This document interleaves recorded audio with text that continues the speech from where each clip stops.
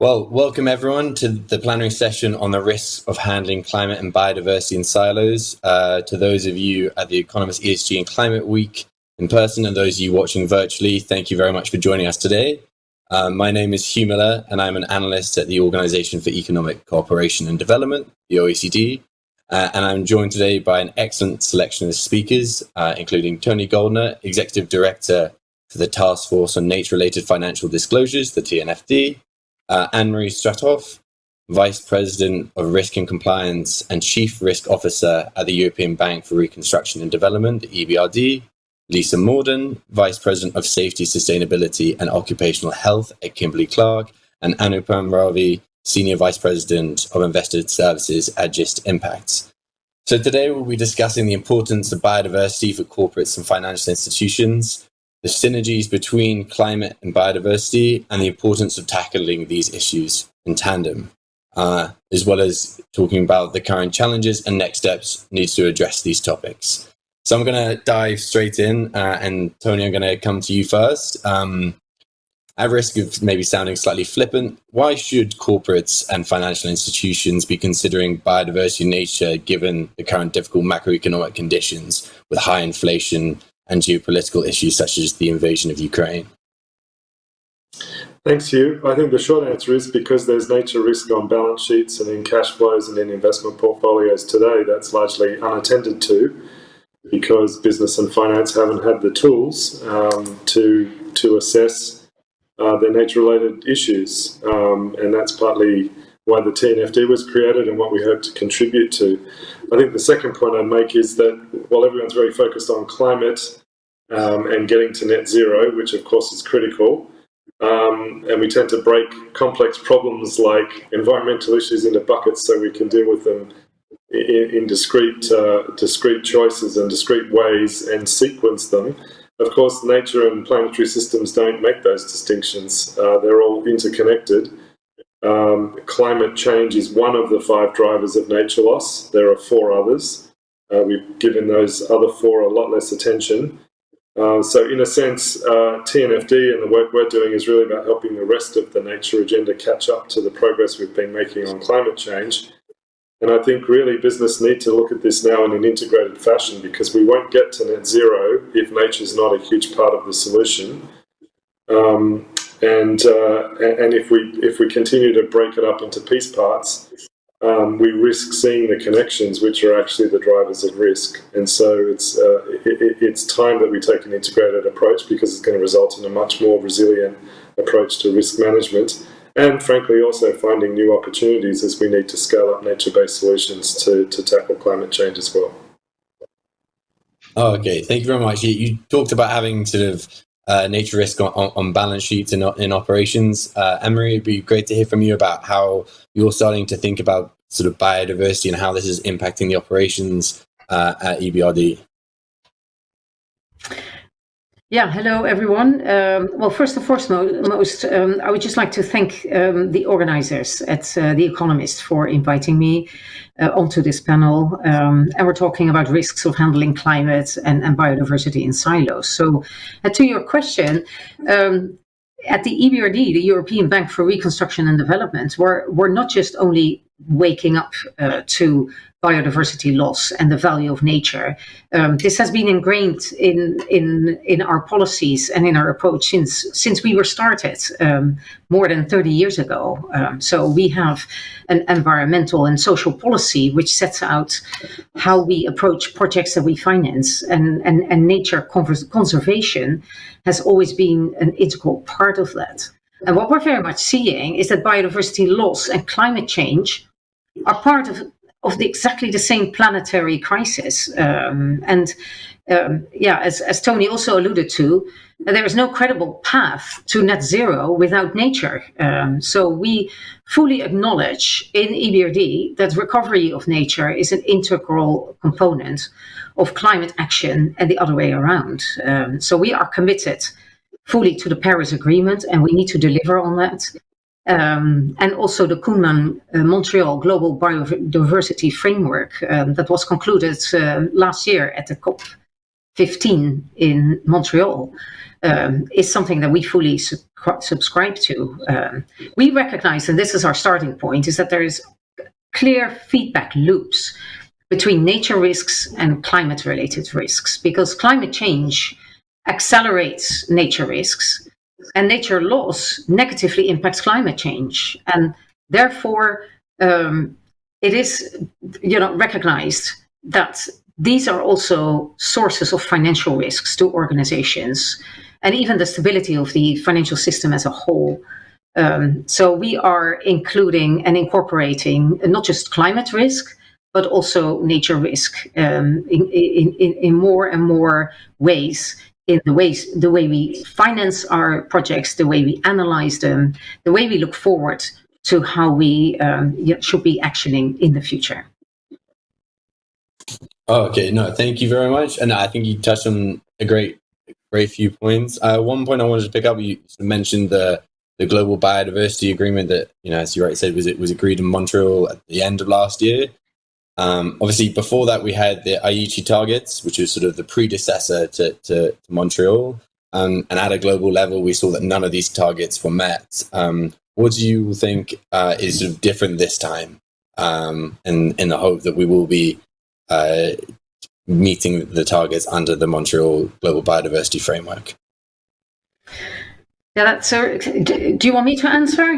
Because I'm happy to. It is. You're absolutely right, and this is why we should not only be talking globally about what needs to be done, we should also be taking action. And over the last decades, we've had the warning signals, as in it's 5 to 12, it's 2 minutes before 12. We've actually already passed the 12 o'clock, sign on the clock, and so there's a real increasing urgency. And we cannot get around to taking that action now. And it's all players across society that need to play their own role, take action now. And this is what the GBF, the Global Biodiversity Framework, actually called a whole of government or a whole of society approach. And if everybody does a little bit, or at least gets started, then we will be booking these results. And in that sense, Tony knows we have been running a pilot on TNFD because it's not only a matter of taking action and doing things, but it's also showing that you're doing that and taking accountability for it. And that means also reporting and disclosure. And this is what TCFD has been doing for climate. And they're a bit of a front runner. And what TNFD is doing is exactly the same, but then even broader, and taking the nature-related disclosure into approach. So not just only action, but also reporting on it and holding parties accountable for what they commit to doing, that they actually also deliver. Okay, thank you. No, I think make a great point, and definitely right that we need to take action. So on that point of taking action and reporting, Lisa, it would be great to hear from you, to hear about what you're doing about sort of integrating nature and biodiversity into your business strategy at Kimberly-Clark and the actions you're undertaking. Yeah. Great. Thank you, Hugh. And, it's always very important to have the corporate perspectives in these conversations. So I'm really thrilled to be here with such a wonderful panel to hear and learn from you all as well. But, I work with Kimberly-Clark, and we're a personal care products company with some pretty well-known brands that many of you, I'm sure, have heard of: Kleenex, Huggies, Kotex, Depend, and a few others. And ultimately, at the heart of the companies is a dependency on natural resources, whether it's wood fiber and wood pulp, or even petroleum-based plastic materials. So the integration of the thinking around climate, biodiversity, and nature more broadly is absolutely fundamental to building resiliency in our extended supply chain and our value chain. It's actually, the business depends on sustainability and much more of a focus on protecting nature, biodiversity, certainly through a lens of climate as well.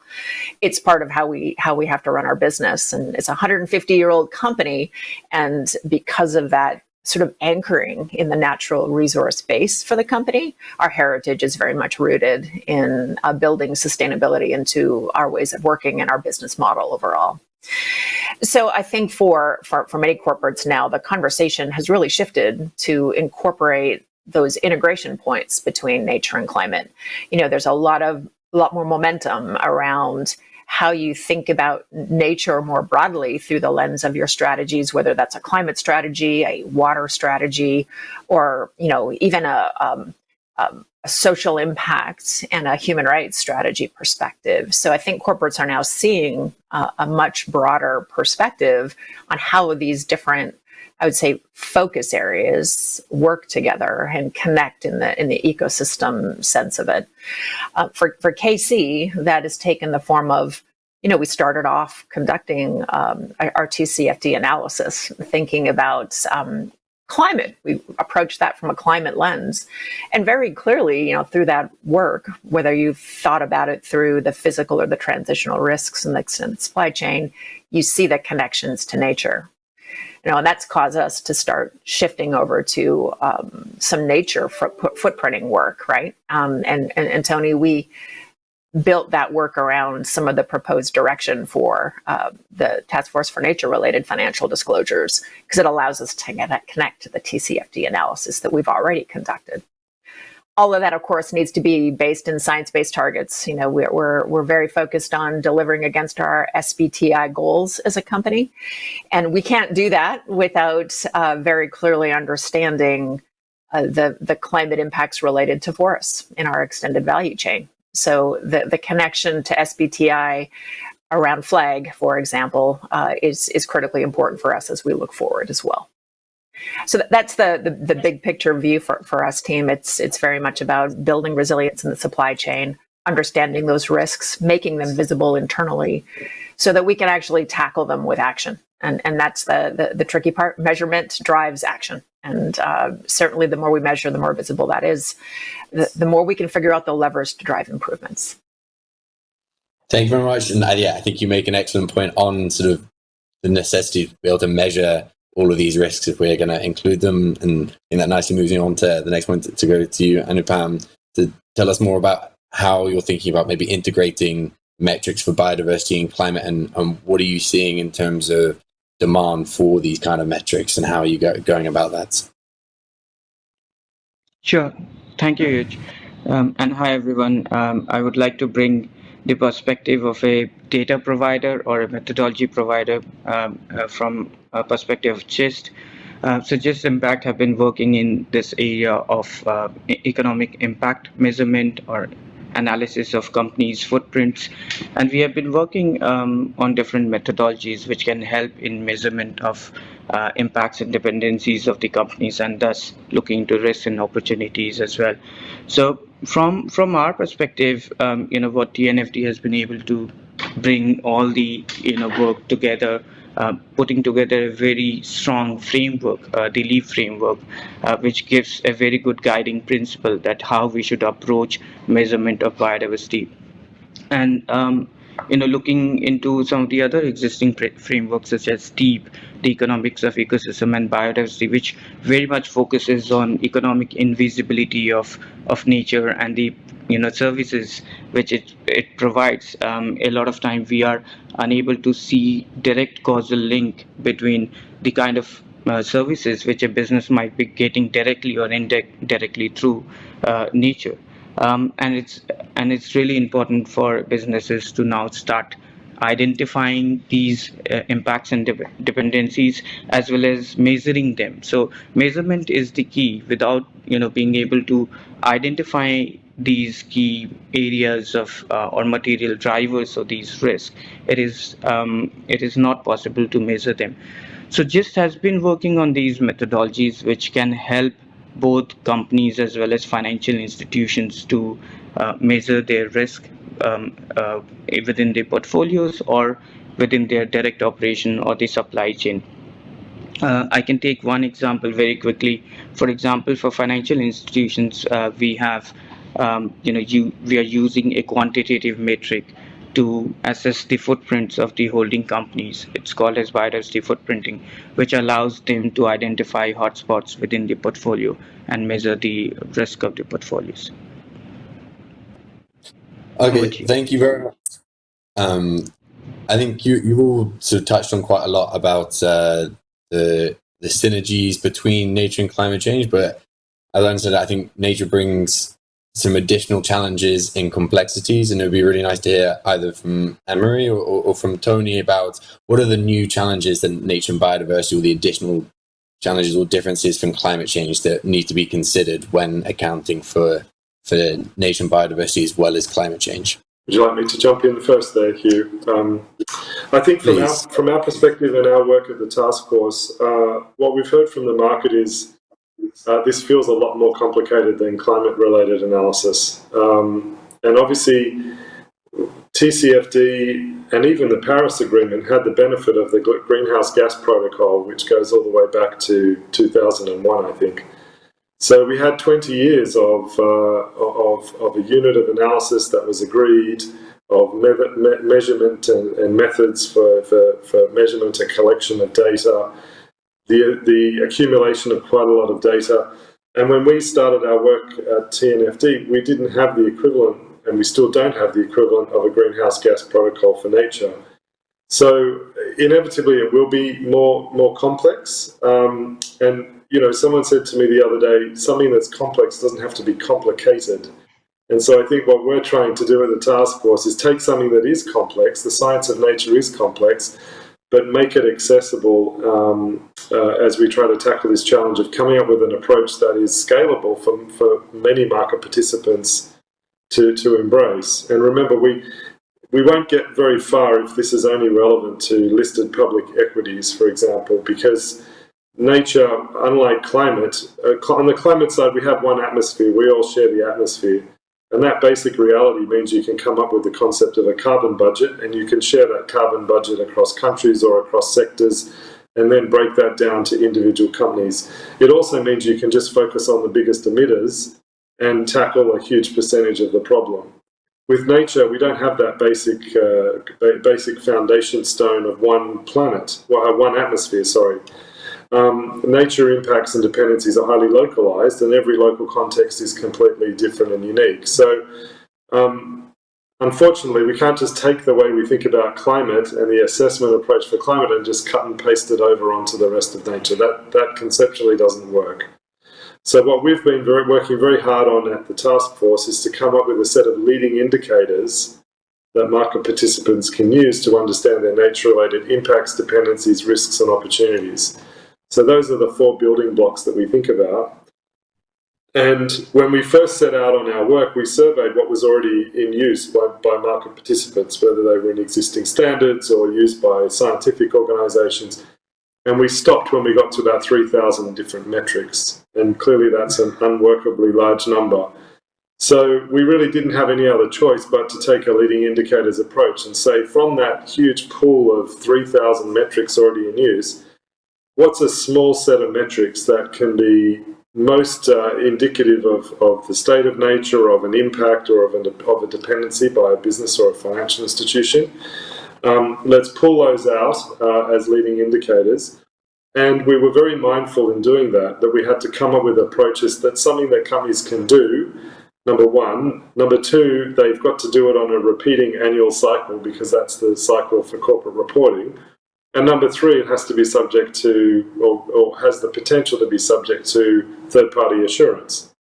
Most companies won't report information if it can't be assured. So we have these complex set of conditions which we have to satisfy. It has to be practical, has to be repeatable on an annual basis, and we have to have a good degree of confidence in the next few years that whatever that framework is, it can be subject to assurance. So that's how we've gone about thinking about this. We don't pretend that the answer is the only approach or that it's perfect the first time out. We will, as Anne-Marie has said, and EBRD has been pilot testing, so have 200 other organisations. So we've learnt a lot from pilot testing, but we expect to learn even more over the next few years as corporate reporting starts. And inevitably there'll be some evolution and further innovation, hopefully, in the measurement of nature-related impacts, dependencies, risks, and opportunities. So I think it's all about getting started. There's actually plenty of data available. That's another myth in the market, that there's no data. There's actually plenty of nature-related data. Just a lot of market participants are coming at this for the first time and they're not aware of where the data actually is. So I think it's about getting started, learning from the next few years of experience, and then we can all work together to iterate and improve on a set of disclosure metrics for the long term. Yeah, no, thank you so much, Tony, for that very insightful answer. Yeah, and interesting to hear you talk about the fact that it's a complex issue, but doesn't necessarily have to be complicated. And also on the fact that you were saying that you don't have the history and background in terms of metrics and things you do with carbon budgets and accounting. Turning to you, Anne-Marie, as more of a, I guess, someone who's going to be having to deal with these issues as a practitioner in the market, EBRD, how exactly are you grappling with some of the issues that Tony's just highlighted? Yeah, thank you. And building on what Tony just said, from a practical perspective, what we are doing at the EBRD is we are exploring the role of a natural capital valuation approach in order and as part of risk assessing how we can value ecosystem services as a means to ultimately determining nature-related value at risk, which is a very financial approach.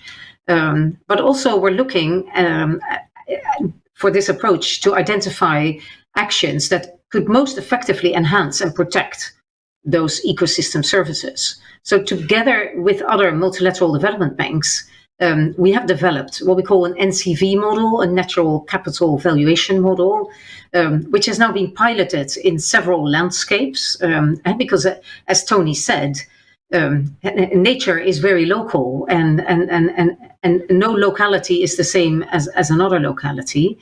So we are identifying areas and pressures where an ecosystem is being pushed past unsustainable tipping points, and thereby a valuation model can help us enabling the reaching the targets that deliver on the global biodiversity framework targets and goals that have now been set. And as an alternative use of having a valuation model is that it's a critical step towards understanding what the financial value is that is at risk for companies that we finance, but also for us as an organization itself, because it will be the way to enable quantifiable estimates of dependencies on nature, and also looking forward and stress testing the risks to these kind of dependencies over time. Oh, okay. No, thank you. I mean, hugely interesting to hear about, this natural capital valuation model and the sort of pioneering work you're doing there. Lisa, more on the sort of corporate side, it would be very interesting to hear your perspective on how you're balancing, as sort of Tony said, you've got this sort of almost global problem with climate change, or if you have a carbon budget and it's, doesn't have the same localization with nature, how you're integrating your climate with your broader nature strategy, taking account the localization and complexity of nature within that. Yeah, thanks you. And I love the point that was made, both points made earlier about the importance of natural capital valuation and the global versus local challenges that are presented. For us at KC, and I think many manufacturers are in the same zone. Our Scope 3 extended value chain emissions, including our I'd say nature-based commodities, are in our Scope 3. So the big chunk of those emissions lie there. So it's very important for us to understand the partnerships with our value chain suppliers, with our commercial partners, in order to begin to tackle some of those more localized hotspots that Anupam was talking about, right, in the forest or the nature footprint side of the equation. So for us, it's really about understanding what those biodiversity, water stress, other hotspots look like from a broader nature perspective, and work with those suppliers at the local level to ensure that some of our hopes and wishes and goals and standards, quite frankly, are in flight, are being adhered to, or we have a plan to get there to adhere to some of those expectations. The challenge really does come down to some of the measurement criteria. I agree. I think, Tony, you said it earlier, there is a lot of data related to nature, and certainly the footprinting work needs to encapsulate that data. But if you are thinking about it on the year-over-year improvement that you're trying to measure or monitor, nature doesn't change that fast. So there's a new sort of thinking that we have to bring, which is about integrating the understanding of those hotspot dimensions, we'll call them, across the value chain, and thinking about what that means from a long-term financial impact perspective, so that all of the value chains line up to help drive an improvement and somehow measure that improvement through time.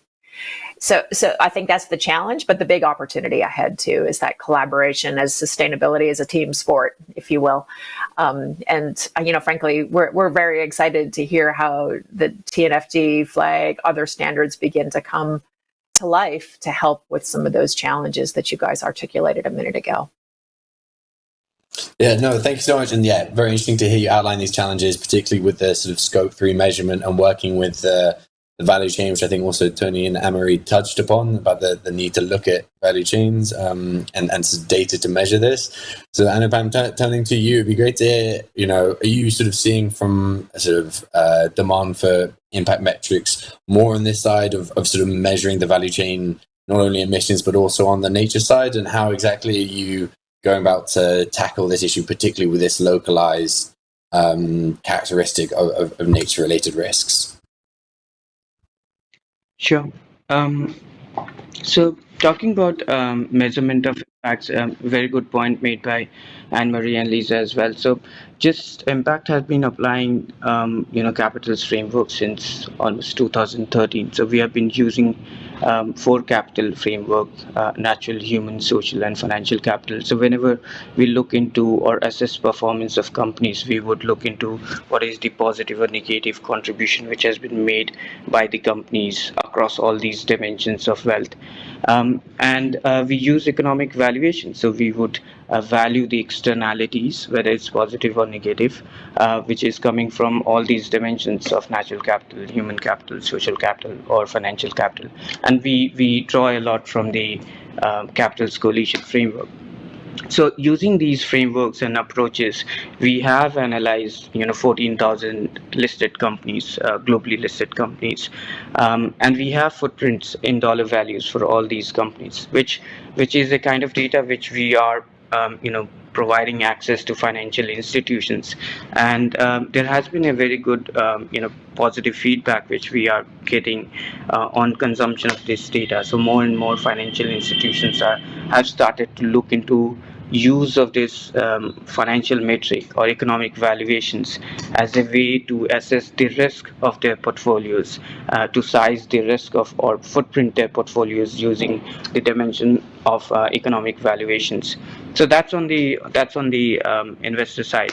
On the corporate side, there is definitely a shift in the lens from direct operation to upstream, because a lot of progress has been made in managing the impacts on direct operations. So now the focus area is definitely on supply chain, and location becomes really critical. So in this direction, what we have done is one of the key points which Tony also made, that there is a lot of data available. It's just that the data needs to be consolidated. So we partnered with IBAT, which basically provides in situ data, data which is collected on ground by conservancy NGOs. And we are using this in situ data of key biodiversity areas or protected areas to do what is called as proximity analysis of the asset locations from where companies are operating from. And this kind of analysis actually provides a very good picture of the kind of risk which the companies might be exposed to, or even if financial institutions are exposed to within their portfolio. Because, for example, we recently did analysis of 2,000 listed companies' asset locations, around more than 500,000 asset locations. And we found that around 5% of those assets has direct or close proximity to key biodiversity area. And as many as more than 25% of these assets has close proximity to protected areas. Now, with this, with the 30 by 30 target, set by GBF, it is expected that the protected areas or the areas under conservation is going to increase, and then it will create further issues for companies or financial institutions, because more and more assets can come in closer proximity to conserved areas. So these are the kind of approaches which we have been using, and definitely there has been a lot of progress. There has been a lot of demand of this kind of analysis coming from both from corporates as well as financial institutions. Thank you very much. And interesting to hear you talk about this sort of shift from focusing on direct operations to sort of the upstream supply chain. And sort of, Lisa, you also touching on it sort of earlier with this whole sort of value chain aspect. And also, as you sort of very rightly point out, that nature doesn't change in a year and it's more of a long-term restoration. And sort of given those 2 points, Tony, it'd be interesting to turn back to you with like the TNFD and the framework you're producing. How are you incorporating these aspects in this sort of additional layer of complexity, and the fact that it's more about this long-term restoration into a framework, given that typically financial reporting is done on an annual basis? Yeah, well, I think there's a few things we've tried to do to accommodate those issues. The first one is as Lisa points out, the speed of change in nature can be quite slow. The speed of change in impacts on nature can be quite fast. So if we think about, for example, land use change, deforestation in the Amazon, we've seen in the recent past huge increases in acceleration in deforestation in the Amazon. Fortunately, it's slowed down this year, which is great news, but the delta on some of the metrics can be quite fast, and so that's important to track. The changes to the underlying state of nature can, of course, be much, much slower. So we've still got work to do with our partners to come up with more specific guidance on how to measure and assess state of nature change. But what we've done is anchor our initial set of metrics guidance around drivers of change and impacts on nature by business and finance. And we think that's a good place to start, but there is additional work that needs to be done in terms of finding reference levels and benchmarking the state of nature in a particular location so you can understand the resilience or not of that particular location. So that's just a constraint in the science, and we're going to work on that with a lot of other partners over the next few years to build that out and make it more robust. I think the second thing I'd just say on this is that we've also built into the framework not just impact measures that point to negative impacts, but also point to positive impacts. And we think this is quite novel. It's been extremely well received in the pilot testing that we've done. In fact, lots of companies and particularly financial institutions have written to us in our consultation period saying we actually want to see more positive impact metrics, because of course that's very motivating. At the end of the day, investors want to know not just what to do less of or to finance less of, but also where to put their money that can contribute to nature positive outcomes. So those positive impact metrics are designed to do that. And again, some of those, we've got limited time to turn the ship around on nature loss. So we've got to see a real flow of funding into nature positive investments, new nature positive business models that can contribute to nature positive outcomes. And so those things can be reflected quite quickly. And, that points to circular economy, it points to regenerative agriculture, it points to carbon sequestration. So we think it's really important that part of this approach is to measure positive impacts for change, so that business and finance can then report on what they're doing to minimise their negative impacts, but also how they're deploying capital to contribute to nature positive outcomes. Yeah, no, thank you so much, Tony. And I think you're completely right. Obviously, we need to focus on the positive as well, and making sure that we're mobilizing capital towards sort of restoring nature and things like that. I realize we're sort of running towards the end of the session, so I think it would be great to hear from all of you about thinking about the future pathway, particularly on this further integration of climate and biodiversity, of how we can solve these sort of joint twin issues. On what you think the sort of the crucial next steps are in order to make sure that that's achieved. And Anne-Marie, I'll start with you, and I'll go around. Yeah, thank you very much. I think this has been a fascinating conversation, and I really enjoyed this. And I'm glad that we're ending on what I see as a positive note, because I'm a chief risk officer, so by nature I always look at how the glass is being half empty. But I do think in the context of nature and climate combined, it's not only about risk, it is about these opportunities. And I just want to, I'm not going into detail, but in EBRD, we have actually proven in the Baltic Sea since we started the bank, by doing wastewater treatment plants and pollution prevention measures, that we have actually demonstrably helped restore the ecosystem in the Baltic Sea. And we're currently, seeking funding and trying to find donors to do the same in the Mediterranean, because that's really needed.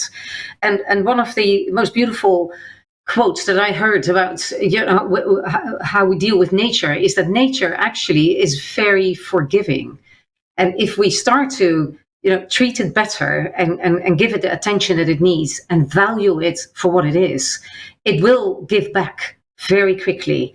And that's the aim that we should be going for. So there's going to be nature positive initiatives that we should be trying to pursue and deliver on. Okay, thank you. And Lisa, turning to you, just like a quick 1 or 2 minute synopsis and next steps. Yeah, you bet. I love nature positive thinking, and ultimately defining what that looks like and beginning to more clearly shape the levers that can be pulled by all stakeholders in the value chain, end to end across the value chain, and measuring that, Tony and Anne-Marie, to your points, so that the feedback loop becomes more visible to the world, right?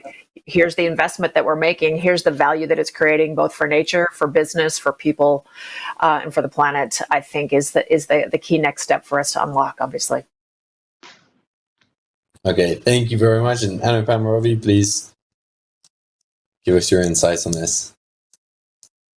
I'll be very short. I think the key steps clearly is identification, identifying the right issues, identifying the right problems, going on to the measurement stage, using the right approaches, right frameworks like the NFT to measure what change the businesses are creating, and then management would be much easier if we are able to measure these changes more comprehensively. And of course, highlighting the economic invisibility of nature is really essential. If we don't if we don't treat nature as a finite resource, then there will be a lot of problems. So we need to address this issue that there is a finite resource and there is a huge value which is invisible right now, which needs to be highlighted and taken into consideration of decision making. So I'll stop there. Thank you. Tony, finally back to you and hearing what you think are the most crucial steps to integrate these two issues and sort of overcome them. Well, I think the big opportunity ahead is to start moving towards landscape scale interventions. There's lots of exciting innovation that's happening at a product level and at a sort of location specific level. Lots of examples, blue carbon initiatives, landscape restoration projects. What we now need to do is take the great ideas and take them to a whole new scale. And to do that, I think the key issue is answering the question, who's going to pay for more resilient nature outcomes? I think we've got to start by recognising this is a public good. Our whole economy depends on nature. And so the restoration and the rebuilding of the resilience of nature is a public good. And if we can figure out who's going to pay for that on behalf of all of us, and the obvious answer is governments, then we can get really clever on structured finance solutions, and this is where people like Anne-Marie and her team and others come into play. But if we've got governments willing to pay for outcomes, then we can be thinking about landscape the way we think about, nature as the way we think about infrastructure, and doing sort of long-term public-private partnership, blended finance models, off-take agreements, and we can be funding landscape scale interventions using some of the tools we already have in structured and corporate finance for long-term interventions that can help to restore significant areas of weakness or significant landscape scale interventions. So I think it's a matter of putting a lot of the parts together, but we've got the tools. We've just got to use them in a more effective way. And I think a few things can really catalyse a lot of change. Well, thank you very much for that, Tony. I mean, I think we could keep on discussing this for another couple of hours, but unfortunately we're still running out of time. But this has been an absolutely fascinating discussion. I mean, great to hear, about the interlinkages between climate and nature and how there is no net zero without nature, but also about the additional complexity we're seeing with the value chain and the need to account for scope 3 parts of the upstream value chain and how that's where a lot of the dependencies and impacts are occurring. But also, as Anne-Marie points out, nice to hear a more positive story when we're talking about these issues. I think she's exactly right, where it's very easy to slip into a very negative mindset. So I think, despite being at the start of these issues, starting to tackle them, and there's a long way to the summit, I think there's really some positive stories we can take out, and clearly a lot of very interesting developments happening in from all actors in society. And hopefully, as Anne-Marie said, nature's very forgiving, and as Tony said, we can, there's time to turn the ship around, and if we start seeing nature as a finite resource, hopefully we'll be able to do that. But I'd like to, say thank you to the colleagues at The Economist for giving us the opportunity to have this great discussion, and thank you all very much to the speakers today for that highly insightful and lively discussion. And lastly, thank you all for all our participants watching and joining us today. Thank you very much.